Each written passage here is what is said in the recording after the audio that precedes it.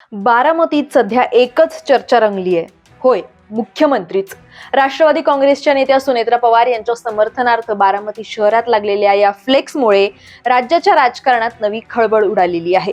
फक्त फ्लेक्सच नाही तर अजित पवार यांचा मुलगा जय पवार यांनी केलेलं एक मोठं विधान आता चर्चेचा केंद्र बनलेलं आहे. 2029 मध्ये सुनेत्रा पवार या केवळ बारामतीच्या उमेदवार नसतील तर मुख्यमंत्री पदाच्या दावेदारही असतील असा दावा जय पवार यांनी केल्यानंतर राजकीय वातावरण चांगलंच तापलंय.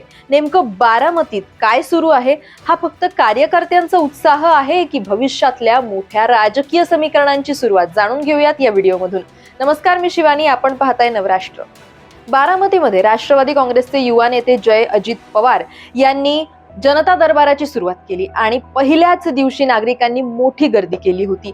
याच जनता दरबारामध्ये माध्यमांशी बोलताना जय पवार यांनी एक मोठं विधान केलं.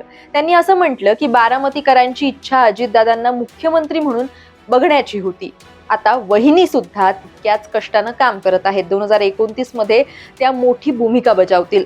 याच वक्तव्यामुळे राजकीय चर्चांना अचानक वेग आलाय.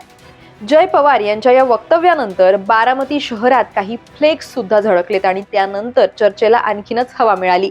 या फ्लेक्सवर लिहिण्यात आलं होतं की माननीय सुनेत्रा वहिनी अजितदादा पवार, होय मुख्यमंत्रीच.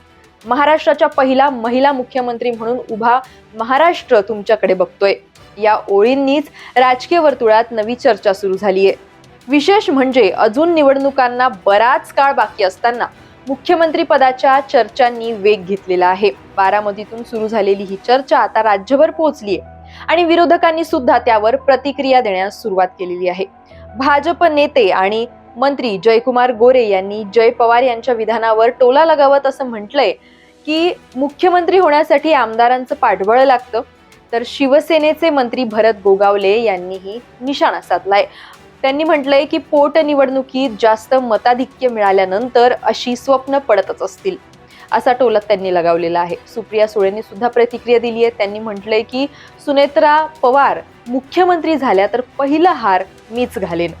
मात्र दुसरीकडे राष्ट्रवादीच्या कार्यकर्त्यांमध्ये वेगळाच उत्साह बघायला मिळतोय.